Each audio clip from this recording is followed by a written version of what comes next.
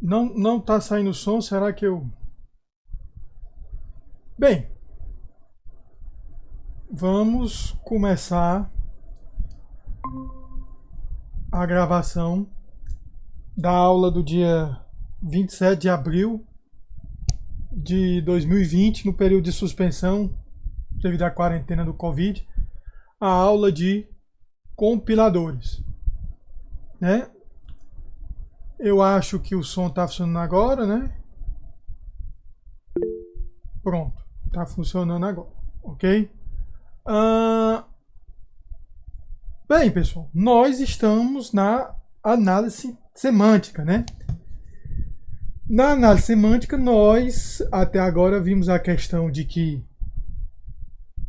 atrelada às regras BNF da análise sintática e gramática, você pode ter regras semânticas que vão determinar o cálculo de valores de atributos.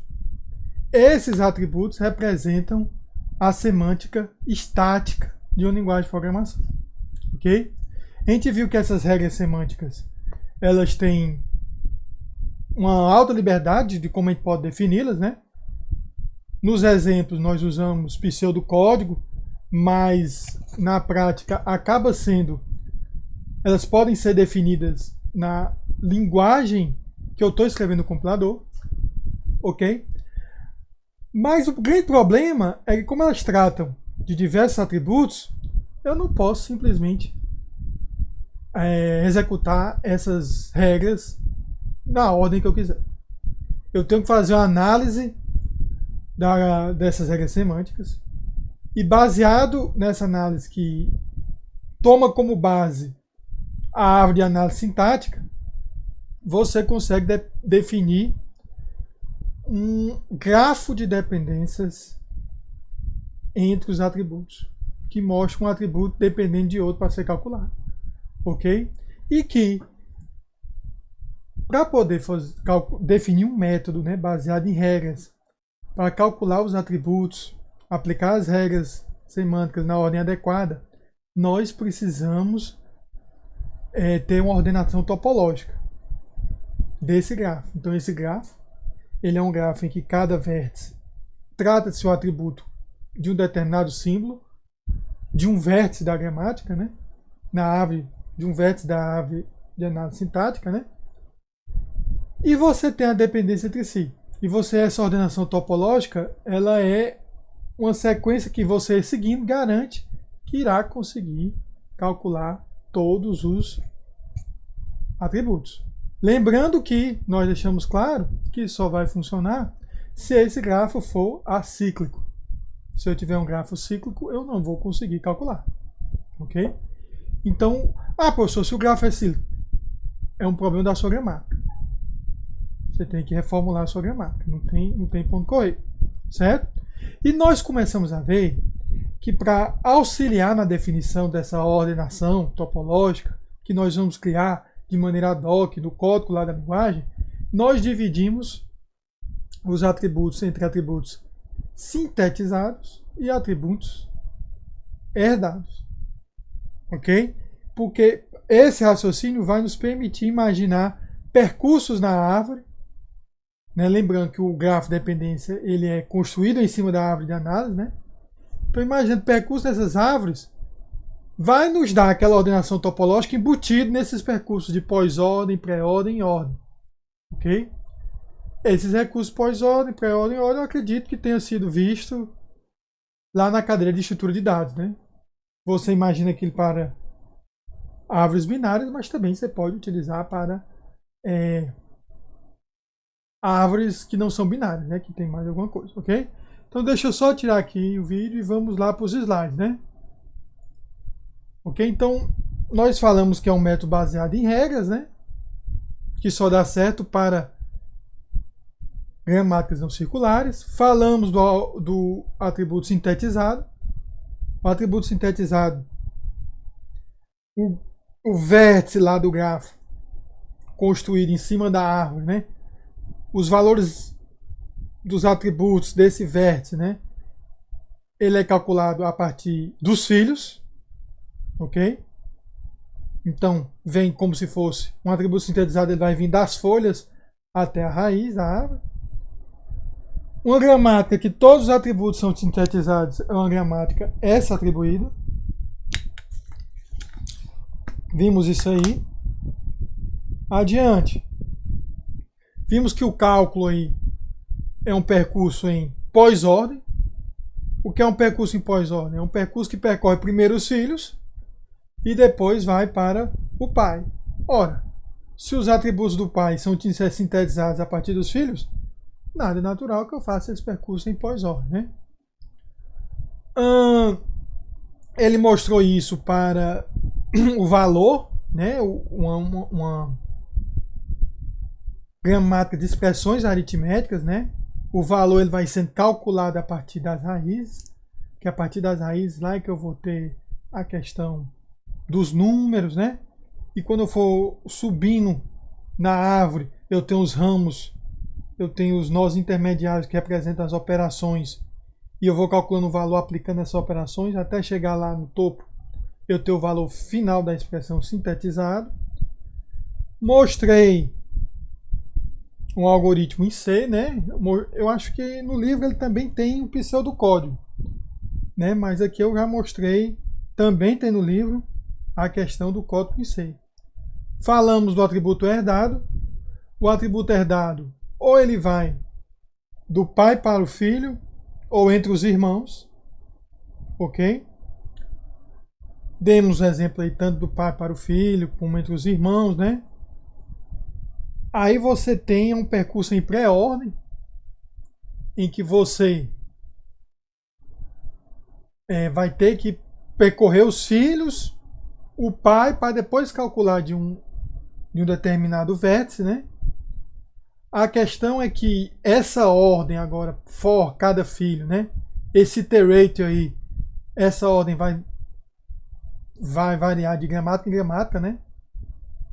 Você tem casos em que os atributos do lado esquerdo são levados para o lado direito. No caso do tipo, né? Eu tenho tipo para var list, né? Então isso vem do lado esquerdo e para o direito. Então eu tenho que tratar primeiro do tipo para depois do filho. No caso daquela gramática dos valores com base, né? É do lado direito para o lado esquerdo. Então aí teria que tratar isso aí de acordo, né? Mostramos isso aí. Aqui, né, novamente o exemplo do tipo, né? Mostrando que de fato vem da esquerda para a direita. Então, na maneira que ele percorre, são os filhos da esquerda, no caso um filho, né? Que é o tipo, para depois para a direita, né? Aí no caso do var lista, eu vou percorrendo e simplesmente eu herdo os atributos porque vem do pai. Então a ordem embaixo não tem tanto significado. Mostramos isso aqui, né? Que seria justamente o fluxo, em que o D tipo de float é propagado, é herdado por D tipo de var lista, né? Então isso é uma relação de herança, sendo que nesse caso é herança entre irmãos. Então eu tenho que obrigatoriamente percorrer filho do lado esquerdo de declaração, para o filho do lado direito de declaração, né? Tem que ter essa propagação. Agora, depois em var lista, a herança é sempre do pai para os filhos. Então fica mais tranquilo aí de fazer esse percorrimento aí, esse percurso, ok? Eu acho que nós paramos aqui, certo? Porque é o seguinte, essa árvore aí, como é que a gente pode dizer? Ela seria a árvore de análise sintática, né? Você pode simplificá-la, a gente já viu como isso pode ser simplificado, certo? Usando uma construção mais simples, ela teria esse formato aqui, né? Ó. Veja que o que é que muda dela, né? Eu elimino a questão do var lista, porque o var lista aqui, ó, toda vez que o var lista ele é utilizado, né, tem mais ramos aqui, né? Ó. Então, se eu tivesse float xyz, eu teria que um var lista maior, né? Então a árvore é muito grande. Eu não preciso mandar para a fase de otimização, para as outras fases, a vírgula. A vírgula ela é só um critério sintático, ela não tem significado. Ok? Então a simplificação dessa árvore seria isso aqui. Declaração é tipo e uma lista encadeada com os nomes utilizados, né? Que vão ter os tipos atribuídos. Nesse caso aqui, se eu tivesse o Y ou o Z, né? Eu teria só mais aqui um IDZ. Ok? Isso daí, gente, a gente começou a falar disso da primeira vez que ele representou as estruturas lá para a linguagem Tiny. Eu acho que foi no capítulo 4 ou no capítulo, acho que capítulo 4, que ele mostra até como é que fazer o analisador descendente recursivo para Tiny, né? Para Tiny. Então ele mostra que a declaração, eu posso dar essa simplificada, eu não preciso manter todas essas var listas aqui para as outras etapas. Aí a questão é, bem interessante aqui, numa árvore que tem esse formato, ok? Como é que eu declaro uma estrutura de tipos, ok, para representar essa árvore na linguagem C? Isso é um problema que cai nos exercícios do livro, que cai nas atividades recorrentes. Como é que tem uma árvore nesse estilo aí, declaração, tipo, IDX, ID? Como é que eu defino as estruturas? Olha só, gente. Primeira coisa, vejo a árvore, observa a árvore. Observando a árvore. Olha só aqui. Ela tem o nó declaração, que tem 2 filhos. Certo? Eu tenho um nó tipo, que não tem filho. E eu tenho um nó ID, que tem, na verdade, um irmão, né?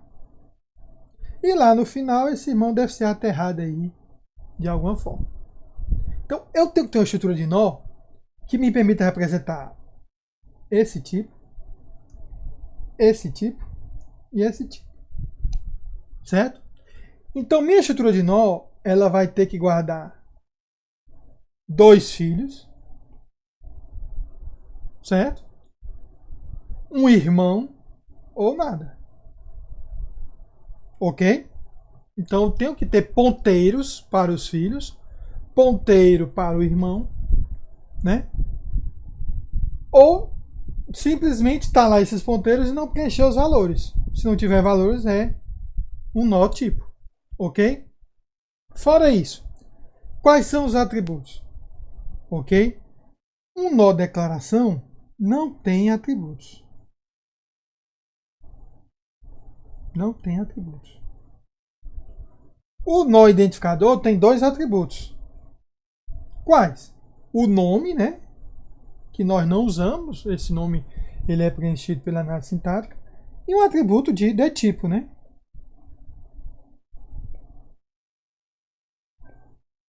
E o tipo também tem um atributo de tipo. Então, vindo esse estudo da árvore, olha como é que eu defino o nó.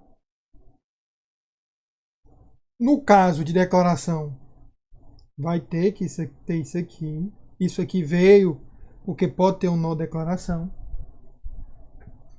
Isso aqui veio porque é um nó, pode ser um nó ID.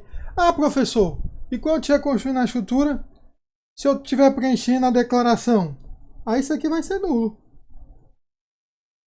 Simples. Ah, se eu estiver preenchendo um ID, esses dois aqui é que vão ser nulo. Entendido? Professor, não poderia usar no lugar do sibling o R-child? Poderia. Mas bota o sibling aí porque fica mais claro. Certo? No caso em que seja. E no caso que for um nó do tipo, né? Tudo isso aqui vai ser nulo. Tudo bem? Então, explicado aí o porquê desses ponteiros, né? Tudo bem? Aí, esse type kind é só para dizer qual é o tipo do nó, né? Aí, type kind pode ser o quê? Inteiro ou real. Então, esse type kind é o de tipo. Certo? E eu até boto aqui um node kind, mas eu acabei que eu estou notando aqui. Eu nem usei esse node kind aqui para nada. Eu poderia ter aqui um atributo aqui, node kind, tá, né? Só para dizer se é uma declaração tipo inteiro. Será que eu não coloquei? Isso aí foi uma falha minha. Quando eu copiei do livro eu não coloquei. Mas vocês imaginem que aqui um pouco acima do typing kind teria também um node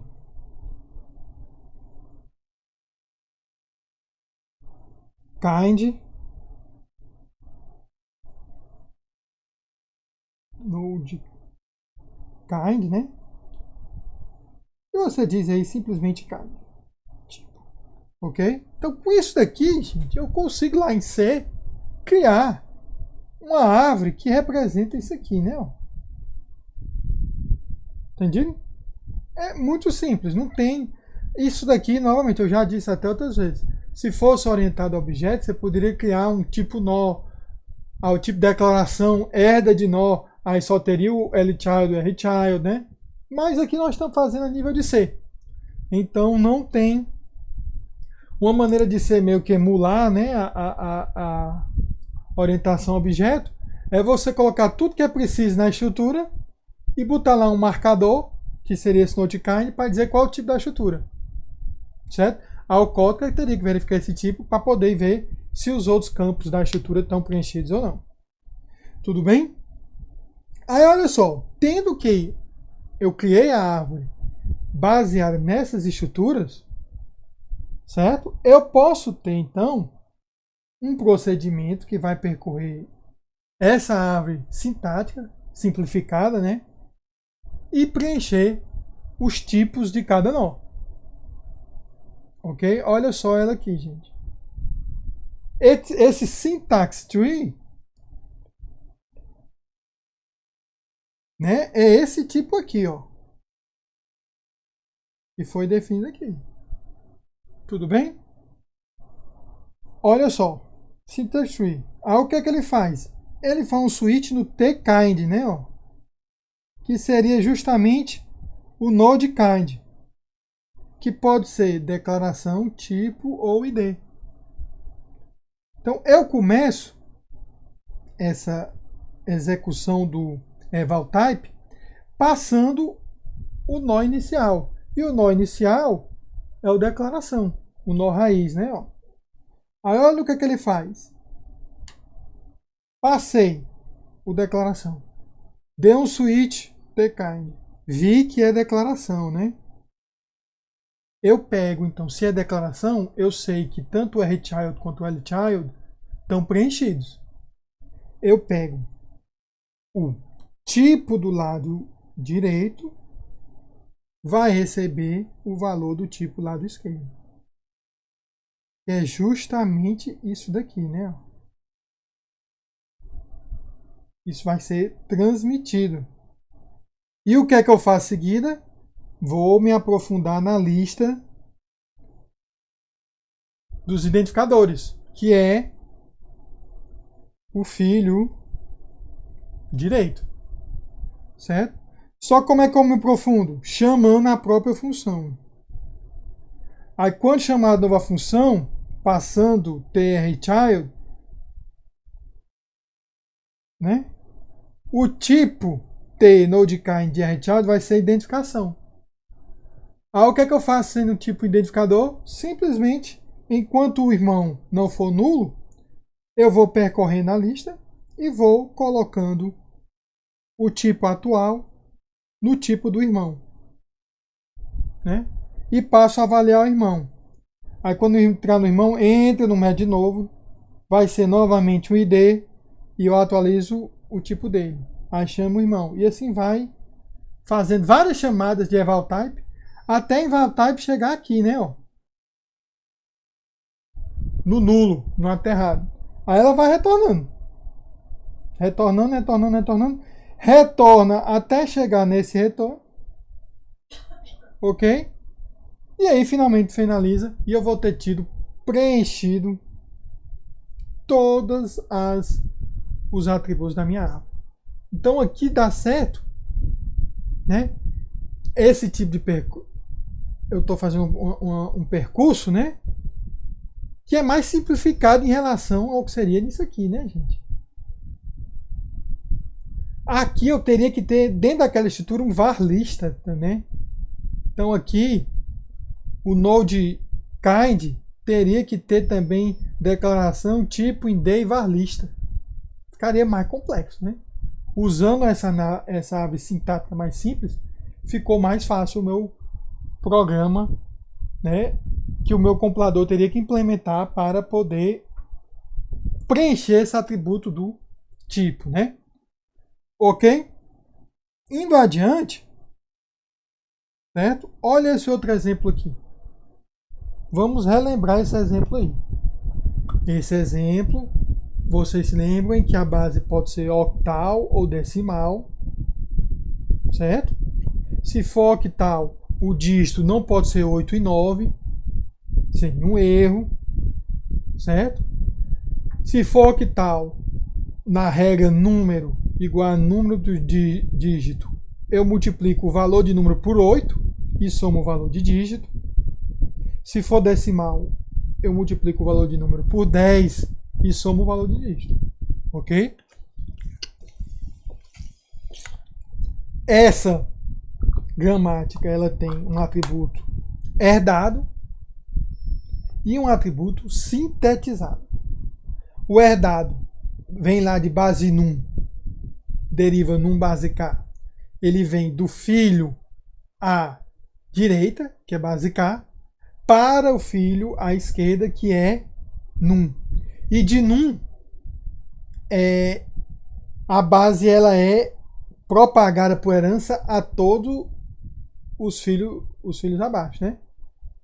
E quando ela é propagada, porque ela é propagada, eu sintetizo o valor de base num. Ok? Isso a gente já mostrou em aulas passadas esses dois percursos. Aí só recapitulando, reforçando. Eu tenho um atributo sintetizado valor e o atributo herdado base. O valor que é sintetizado depende da base que é herdada. Então, quando eu estiver sintetizando alguma coisa, eu vou ter que olhar para o que foi herdado, para poder saber se eu multiplico por 8 ou por 10. Base é herdado do filho direito para o filho esquerdo de um base num. Eu, novamente, vou ter que misturar métodos pré-ordem e pós-ordem. Ok? Então, nós temos aí que imaginar agora os procedimentos para calcular isso daí. Certo? Vamos adiante. Vai ficar um pouquinho menor porque, bem, como são mais regras, né, do que declaração e tipo, ficou algo assim que eu tive que colocar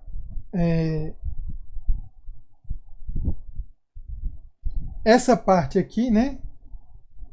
Aqui termina aqui e continua aqui, viu?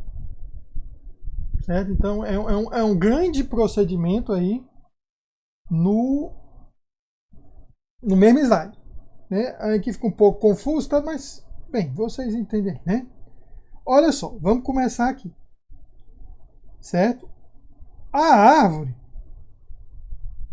começa aqui, tem base nó, provavelmente vai começar desse cara aqui, né? Provavelmente não, começa desse cara. Certo? E ele vai chamar recursivamente. Então vamos ver o tratamento desse cara. Vamos imaginar naquele procedimento ali, quando o T começa aqui, né? É a primeira invocação. Olha só, gente. Certo? Procedimento avaliar com base. Né? Recebe aqui, né? a árvore. Se o tipo da árvore for base num, que é essa primeira regra aqui, né? Olha o que é que ele faz. Ele chama o procedimento, né, para tratar o filho direito, que é base K. Certo? Basicamente, o que é que esse base K vai pegar? Vai ver se for 8 ou se for O, retorna 8, né? Se for D, bota 10, né? Coloca onde? No atributo lá do símbolo, ok? Então olha só aí, certo? Aval com base K, certo? O que é que eu faço em seguida, gente? Ó, a base do número, que é o filho à esquerda, vai ser a base do filho à direita. Essa base do filho à direita foi calculada aqui já nessa invocação, ok? Isso daí eu passo para avaliar com base num. Então eu vou agora herdar a base que calcular para todo mundo abaixo de num. Depois que todo mundo foi herdado, durante a herança os caras fizeram o cálculo do valor, eu coloco que o t valor é igual a num val. Essas duas invocações aqui, gente, vão envolver várias outras invocações, entendeu? Tem que ficar firme na cabeça isso aí. Ele é um procedimento recursivo, né? Isso vai ocorrendo recursivamente várias vezes, ok? E vamos lá, é o seguinte. Olha, esse caso mais simples aqui, ó, que foi o primeiro a ser chamado, ele está sendo calculado aqui, ó. Eu chamaria novamente o procedimento, entraria no case, o K seria base K e eu viria para cá. É muito simples, né? Ó. Se for 8, caso contrário é 10. Perfeito. Certo? Aqui não tem mistério. Agora, esse aqui do número viria para cá, né? Certo? Aí olha que sal. Vamos ver o que, que ele faz. Filho esquerdo. Vamos ver só olhar o jeitão de num. Não pode ter um filho direito ou um filho esquerdo. Certo? Ou então, o que eu vou chamar apenas é como só esse caso aqui seria, rapaz, só existe o esquerdo. É como se o direito aqui fosse, ele chama lá de nil, né? Ele trata as duas regras no mesmo caso, ok? Aí o que é que ele faz? O filho esquerdo é a subárvore esquerda. A base da subárvore esquerda vai ser a base do pai, porque base é herdado, né? Ok? E como eu estou chamando aqui de num, a base do pai já foi calculada aqui, ok? E eu chamo a aval com base para o filho esquerdo. Certo? E vai novamente chamar na recursão. Essa recursão, esse num aqui, pode dar origem a outro num dígito, mas qual é o caso base dessa recursão? Quando vem apenas dando para dígito. Certo? Quando vem apenas dando para dígito, é chamada essa situação, ok? E como é que eu trato o caso mais simples disto? Se a base for 8 e o filho de t igual a 8 ou 9, isso é um erro. Porque na base octal só vai de 0 a 7. Ok? Se não, eu simplesmente pego o valor do filho de t, que no caso o valor do filho de t é o dígito, que é o dígito de 0 a 7 ou 0 a 9, que tem um valor associado lá pela análise léxica ou sintática. Voltando para cá, eu terei calculado isso. Filho direito vai ser a árvore direita. Se a árvore direita não for nula, é esse caso aqui. Ó. Se for esse caso, a base do filho direito também vai ser a base do pai, né? chamo a val com base com filho direito, que pode ser eventualmente disto, que eu já expliquei. Se o valor do filho direito não for erro e o valor do esquilo não for erro, aí eu tratei tudo e nenhum retornou erro, né? Eu não estou usando disto 8 e 9 com a base O, né? Base 8. Aí eu faço finalmente o cálculo do valor, né? Caso contrário, se um dos outros for erro, eu propago o erro para cima. E caso não tenha filho direito, simplesmente eu transmito para o pai o valor do filho esquerdo, que seria o dígito. Ok? Então, para essa gramática aqui, certo? Seria o procedimento recursivo, dada a árvore já construída, como é que eu percorro e calculo tanto o valor, tanto a base, né? Em que eu pego a base herdada e vou propagando, e também calculando o valor, certo? O que é interessante disso daí, gente, é que fica claro que só há como é que a gente diz? Um percurso, né? Eu vou chamando e na resposta dos procedimentos, isso daí vai calculando o valor e sintetizando o valor, ok? Então, no caso em que eu tenho um atributo sintetizado, certo? Que depende do herdado, o sintetizado depende do herdado. Dá para fazer um percurso só e calcular todo mundo. Ok? Agora, se eu tiver uma situação em que o herdado depende do sintetizado, aí eu teria que ir primeiro nas folhas e sintetizando todo mundo para calcular o herdado. Então, já não daria para fazer com uma passada só. Ok? Então, olha só. Isso que eu estou dizendo é o seguinte. Ó. Nas gramáticas de atributos, com sintetizados e herdados. Então, essa gramática ela não é essa atribuída. Ela tem os dois tipos de atributos. Sendo que os sintetizados dependem dos herdados. Como é que é o sintetizado depender do herdado? Vamos imaginar um trecho arbitrário de uma árvore, certo? Eu tenho um vértice que é um atributo. Ok? Eu vou calcular os sintetizados. Os sintetizados, eles vêm dos filhos. Só que, antes de calcular os sintetizados, vou apagar aqui, ficou meio. Antes de calcular os sintetizados, eu tenho que calcular os herdados. Então, eu calculo os herdados e depois calculo os sintetizados. Beleza. Certo? Dá para fazer uma única passada. Porque eu estou pegando um valor lá de cima e quando chego do nó, eu tenho esse valor lá de cima, calculo os sintetizados. Quando eu for para a próxima etapa, com a etapa aqui, novamente eu já terei os herdados e vou calculando os sintetizados. Então eu posso ir percorrendo a árvore de topo para baixo, já calculando todo mundo. Agora, quando eu tenho uma situação em que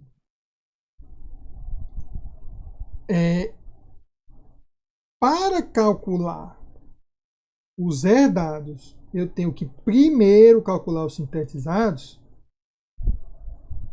Esse 1 aí eu estou usando como se for esses números nos vértices, é a ordem de cálculo, né? Então aqui, primeiro os herdados, depois os sintetizados, né? No lado esquerdo. E depois,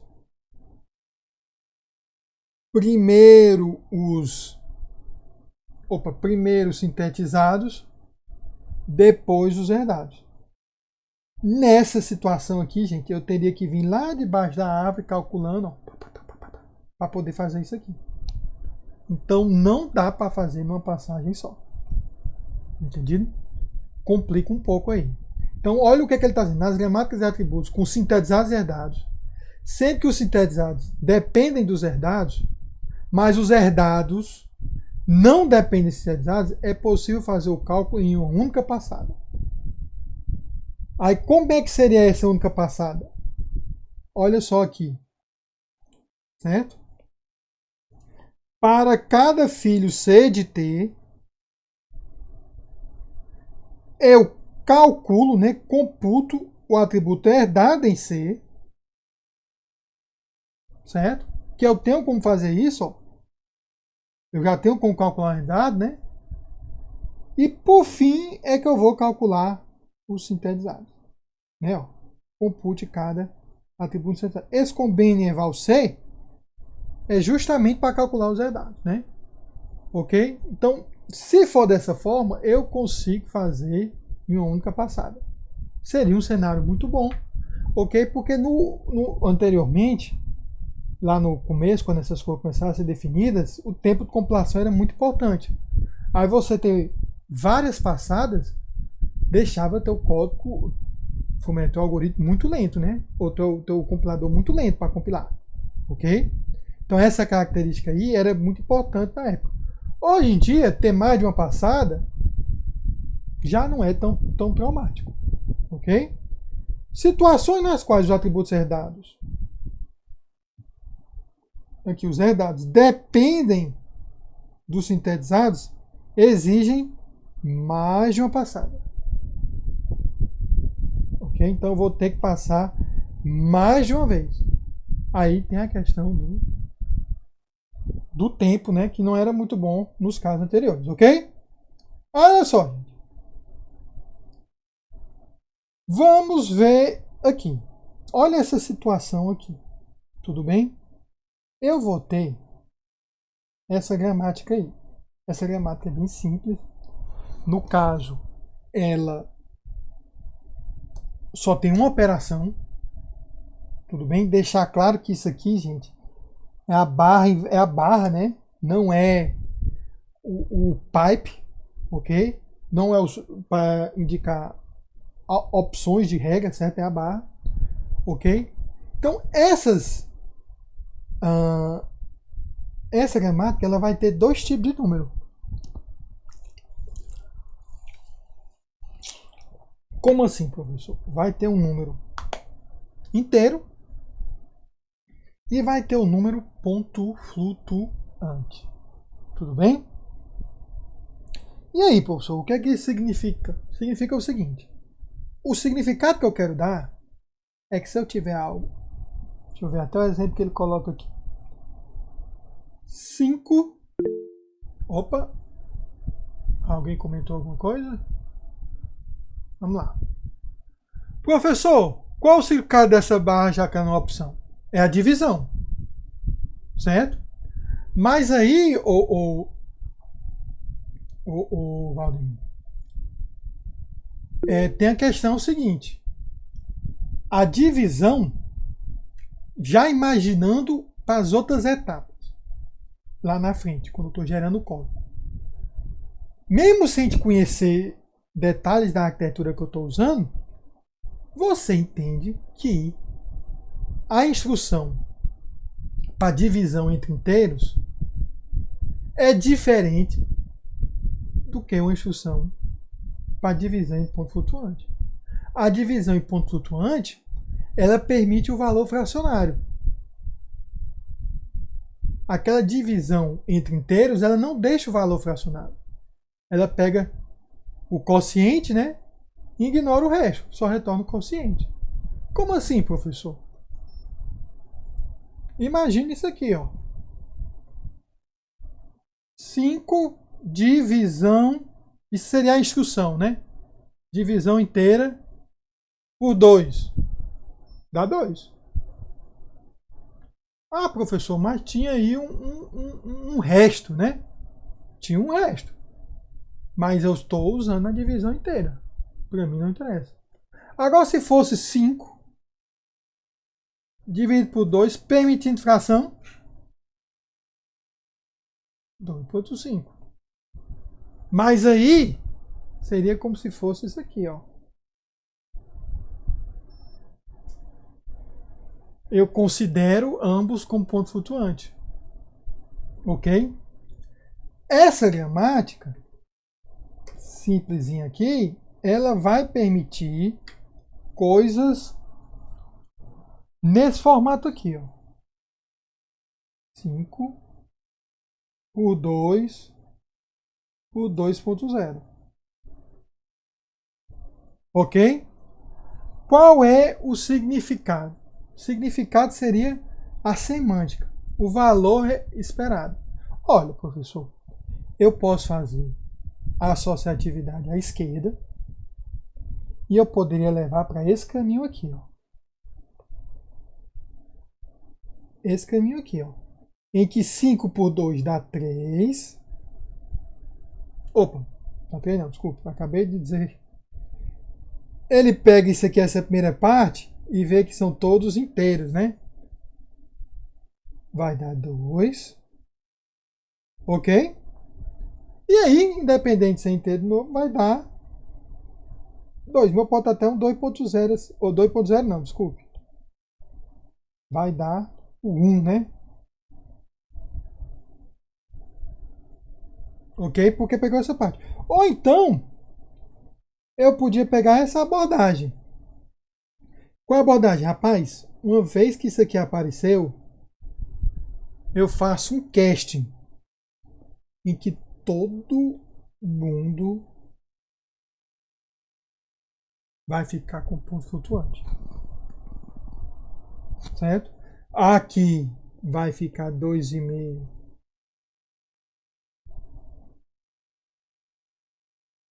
por 2, né? E aqui vai ficar 1,25. Você veja que essa expressão aqui, pela gramática, considerando só a análise, como é que a gente diz, sintática, ela está correta, né? Eu é que agora estou atribuindo um significado. Então eu vou construir uma gramática, como é que a gente diz, uma regra semântica para me dizer se eu quero um significado ou outro. Qual é o que eu vou escolher? Aí depende de você, projetista da sua linguagem, né? Eu vou escolher aqui, eu na verdade, para o nosso objetivo aqui, do que a gente está querendo explicar, né? Nós vamos escolher essa interpretação aqui. Uma vez que algum número é ponto flutuante, toda expressão tem que ser tratada como ponto flutuante. Certo? E aí, professor? Tem um probleminha, né? Por quê? Porque nesse caso aí, é menor, não fica dentro do expressão. Agora, digamos que eu faço o seguinte, ó. 7 por 2 por 4 por 5. Chega um momento que eu começar a dar zero, né? Aí lá no final eu boto 1.0. Então, um negócio que está lá no final tem que influenciar quando eu for fazer esse cálculo. Tá entendendo? Então, algo que está lá no final tem que ser, de certa forma, propagado para quando eu for fazer o cálculo em outro ramo da árvore, né? Então, tem aí um desafio. Certo?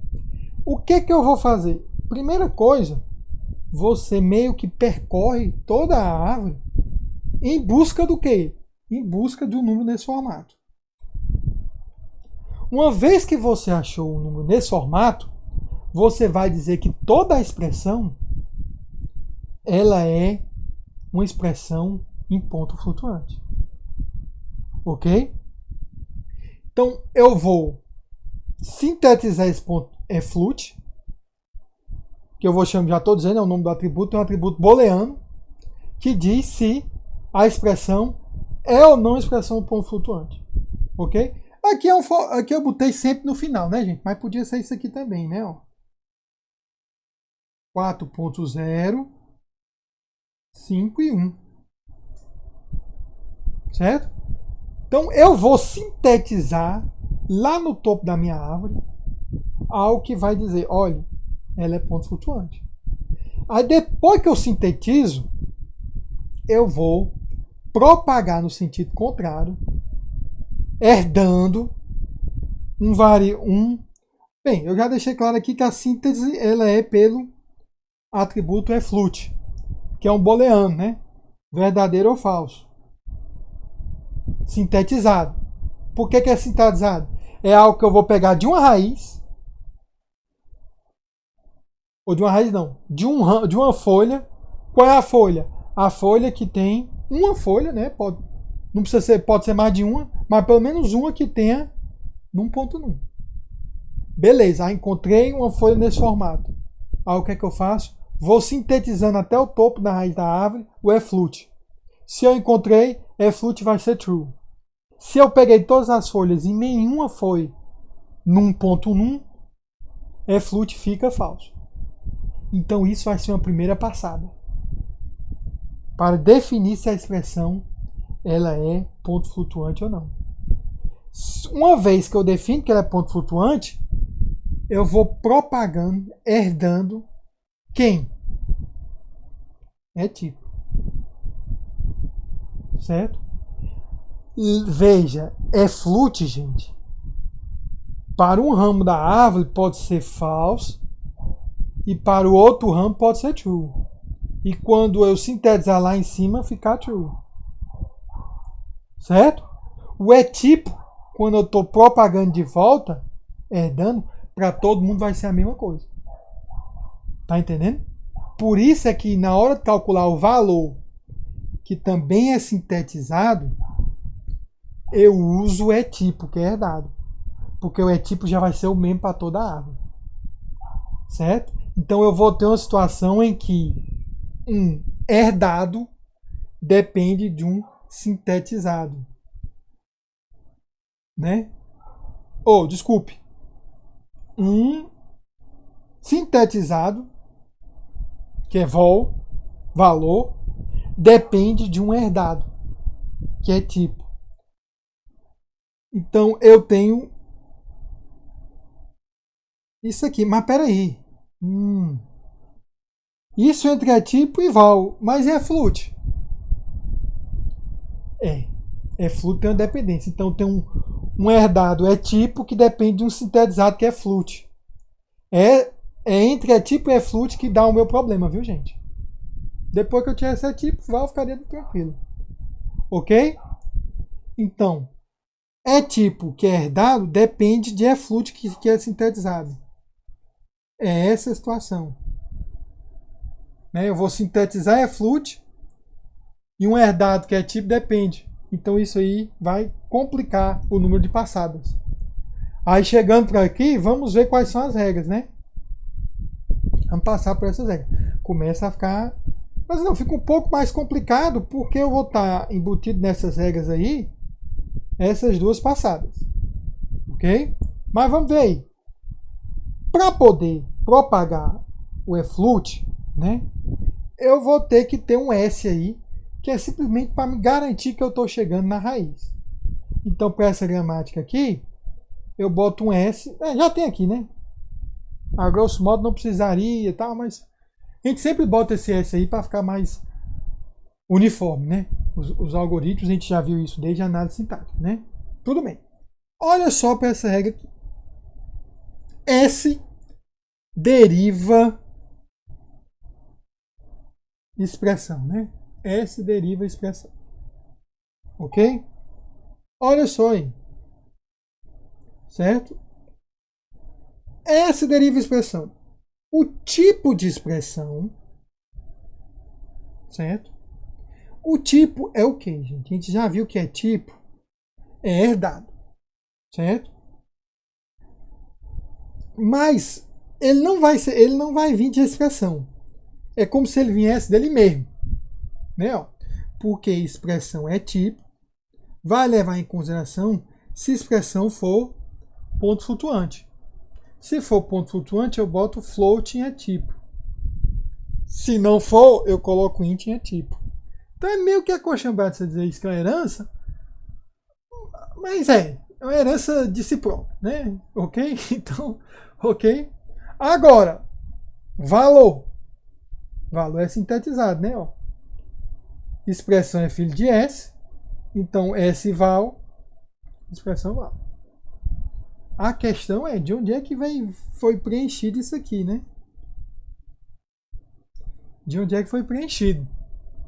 Nós vamos ver que como flut é sintetizado, né?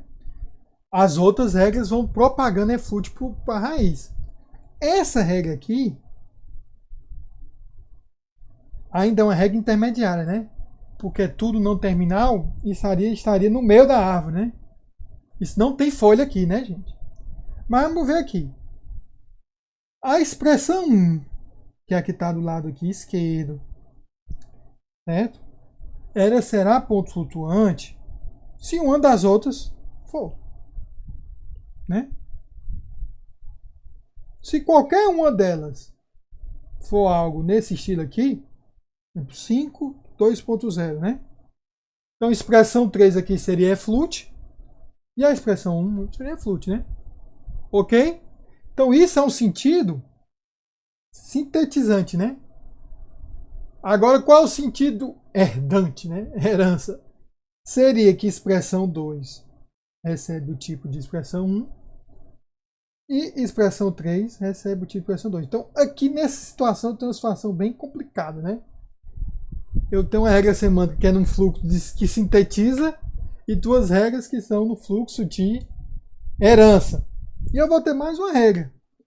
O valor da expressão 1, certo? Se a expressão 1 tipo for inteiro, o que é que eu vou fazer? Vou usar o div, que é a divisão inteira. Caso contrário, é porque é float, né? O que é que eu uso? O barra, que é a divisão ponto flutuante. Então, esse nó aqui, ele tá, você olha as regras semânticas, rapaz, o que é que foi preenchido primeiro? Tal.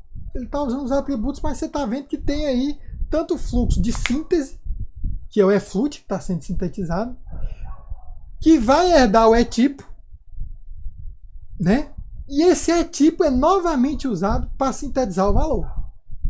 Tudo bem? E no caso do expressão número, fica mais tranquilo, né? Porque a expressão número, quando é apenas número, eu digo que é falso, não é ponto flutuante, certo? O valor, agora esse valor, ele está sendo calculado em outra passada. Eu tive uma passada para preencher isso aqui, o flut foi lá para cima, lá na raiz calculou o tipo, aí na outra passada o tipo está voltando, certo? Chegou o tipo. O tipo é inteiro, retorna o próprio valor. Mas se o tipo for float, eu vou chamar uma função externa que transforma o valor inteiro num valor ponto flutuante. Ok? Agora, se a expressão for número ponto número, o que é que eu faço? Eu sintetizo na primeira passada para dizer que é um ponto flutuante. E lá na outra passada eu poderia até já calcular, né? Mas como pode ter inteiros aí, eu já coloco aí que o valor de expressão valor é o valor próprio do ponto flutuante.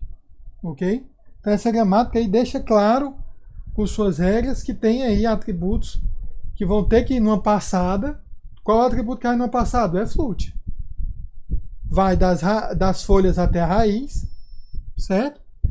Tendo ele lá em cima, eu começo a herdar através do tipo e já posso aí ir calculando os valores. Ok? Duas passadas. A primeira passada, computa o atributo sintetizado flut em pós-ordem. Se é pós-ordem, primeiro os filhos, depois o pai. Certo?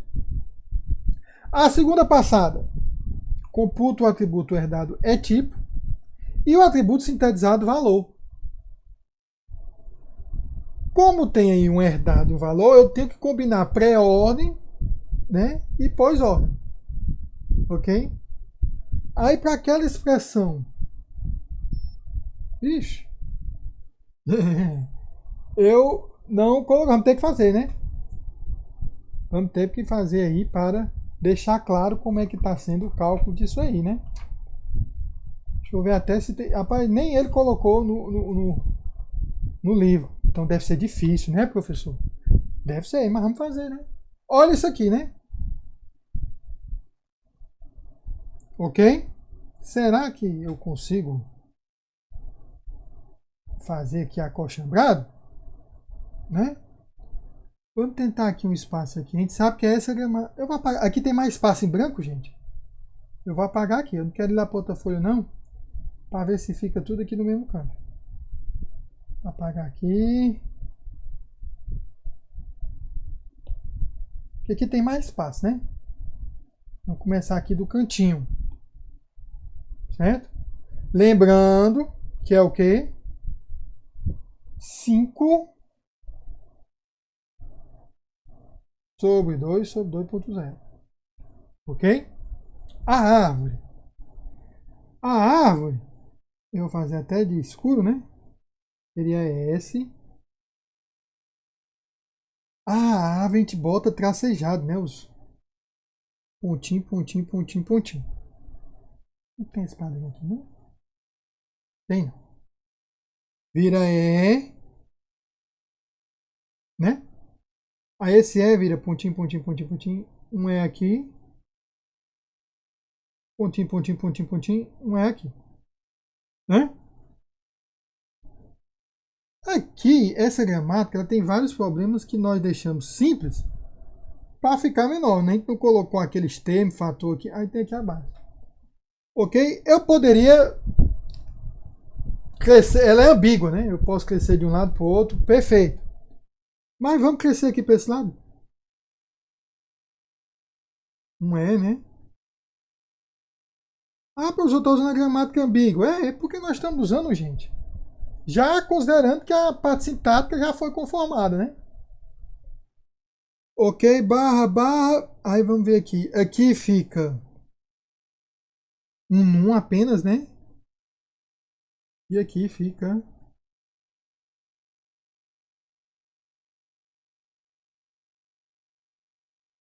um num apenas, né? Tudo bem? E aqui fica o num ponto num. Pronto. Os atributos são flut, tipo e valor, certo? Flut. Vamos até botar aqui, né? Aumenta aqui. Pronto. Vou botar aqui flut.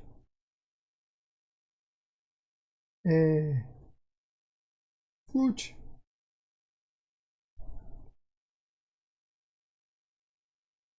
Flut. O bar não tem nada. Fica claro, né? Flut. Flut.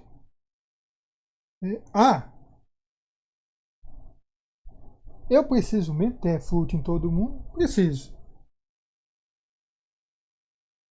Eu fico imaginando se não dá para fazer de outra maneira, mas eu acho que ele faz dessa forma para ficar claro o exemplo. É uma cor artificial, né? É um problema não muito realista. E aqui eu coloco também, deixa eu ver o outro é o tipo, né? Ok? Tipo, tipo,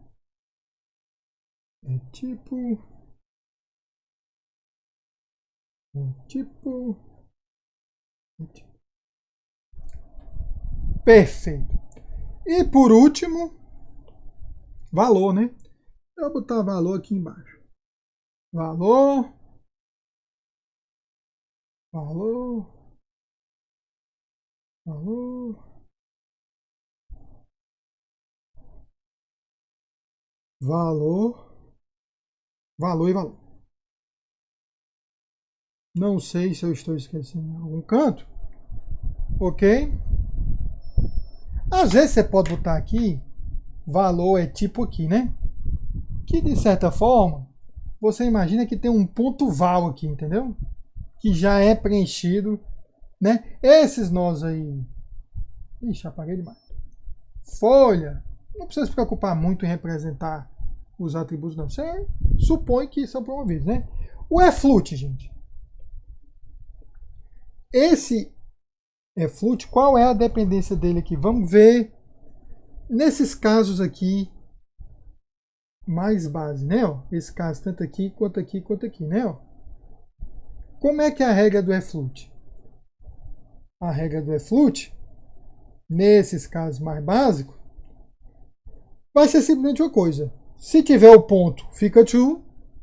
Se não tiver o ponto, fica false. Certo? Então, aqui vai ser true, né? E aqui vão ser false.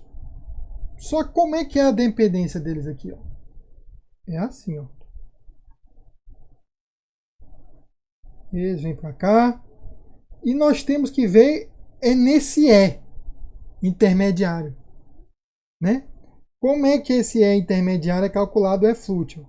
É com ou, né? Então, nós vamos colocar aqui um ou de false com false é false, um ou de false com false é true, e aqui em cima efflut fica true. Aí você percebe o seguinte, essa setazinha laranja aí, gente, foi a primeira passada. Tá entendendo? Foi como se fosse uma passada das folhas para as raízes. Para representar essa passada, gente, como é que eu teria que fazer? Um procedimento recursivo que vai sendo chamado até as folhas e depois vai retornando, preenchendo o valor de efflut. Ok? Aí lá no topo, em S, é que eu tenho meio que isso aqui, né? Ó. Em S, é tipo de expressão. Ah, não é nem desse cara aqui, né? Porque esse cara não importa. É assim. É tipo de expressão. Depende de efflut de S. É isso? Eu estou botando o S no meio, mas nem o S nem entra, né? O S só está importando valor. Isso aqui ó, nem existe. Vai dar para apagar só isso aqui? Na verdade é assim, ó. Só tem um valor aqui, né? Então, existe essa dependência aqui, ó. O E-tipo da expressão depende do efflut dela mesmo, né? Ó. E-tipo da expressão é efflut, né? O efflut é verdadeiro, então o E-tipo fica float. Né? Aí o que acontece? Usando aqui a cor, isso é propagado. Todos esses caras aqui vão ser float, né? Float. E float. Só que tendo float, como é que eu posso fazer agora? Calcular os valores. E aí eu faço o percurso com os valores. Isso vai me dar o valor final. A questão é, então você teve essa coisa do efflut e depois é tipo e o cálculo. Como é que eu represento isso? Tá atrasando um pouco, pronto. Tem. Aquele foi o fluxo maior. Agora, como é que eu represento isso em procedimentos?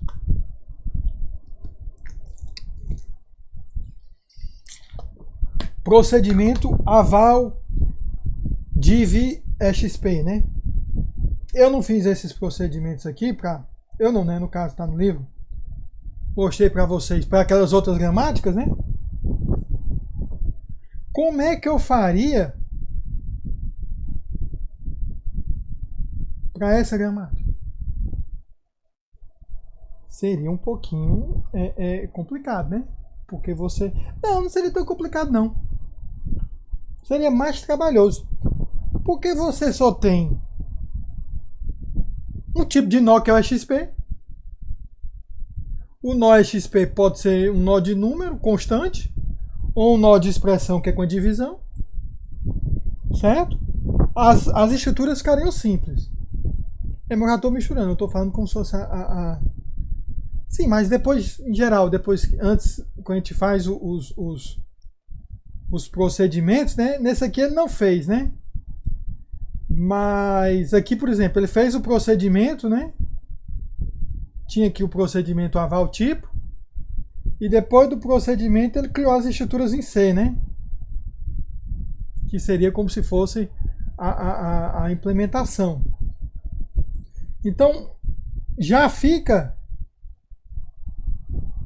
Né? Eu vou passar isso como atividade, né?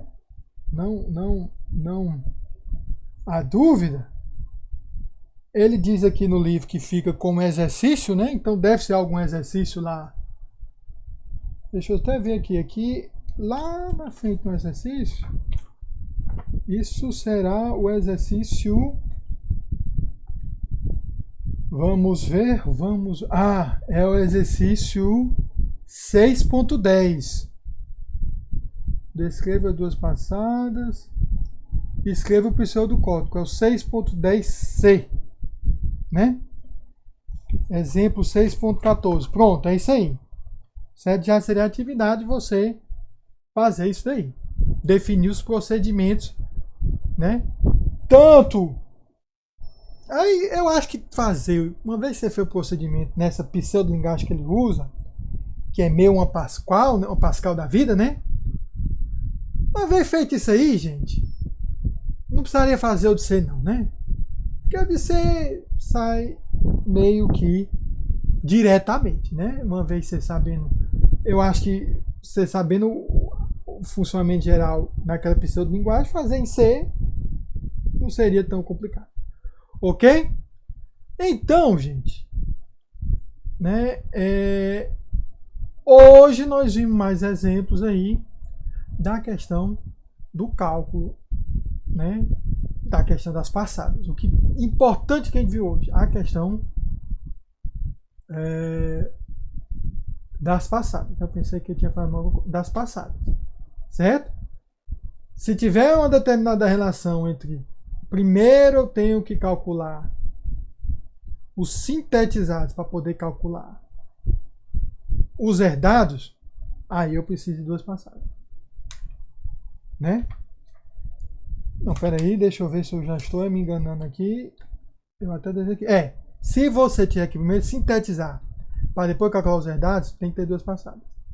Se não, calcula os herdados e depois calcula o sintetizado, numa única passada vai dar para fazer. Ok? Eu vou parar por hoje, né? Vamos tentar, eu acho que a partir de agora, manter as aulas em 1 hora. Compiladores eu costumo empolgar muito. Eu vi que tem aula gravada aí de quase 2 horas, né? Mas eu não sei. Eu tô achando que tem muito pouca gente vendo os vídeos. Talvez essa... Como é que se diz? Esse comprimento de 1h30, 2 horas esteja desmotivando as pessoas a assistirem os vídeos, né? Ok? Então hoje a gente fez 1 hora, 1h10, né? Eu não vou começar o outro, não. Vou deixar para a próxima aula. Pode arrochar, bom que acaba logo. Não, Antônio Anderson, né? Porque também tem que ver isso aí, né, gente? A gente vai entrar em maio agora. Se continuar no ritmo, vai acabar tudo. Então, né, não acho que, né, seja uma boa, não. Então, vamos ficar tentando no máximo 1h30. Aqui, para começar o próximo assunto, o próximo tópico aqui já começa a falar tabela de símbolos, né? Eu não queria gastar, eu não queria dar muito aperreado, não, né? Então, quarta-feira a gente vê com mais calma isso aqui de novo e começa a tabela de símbolos, que é um assunto mais extenso. E realmente é bom que a gente pode demorar um bom tempo aí nessa parte aí. Ok? Certo? Então vou terminar por hoje. Vou finalizar aqui a gravação. Né? O Anderson está empolgado, né? Vamos acabar logo, né? Calma, rapaz. Calma aí. Deixa eu finalizar aqui a gravação.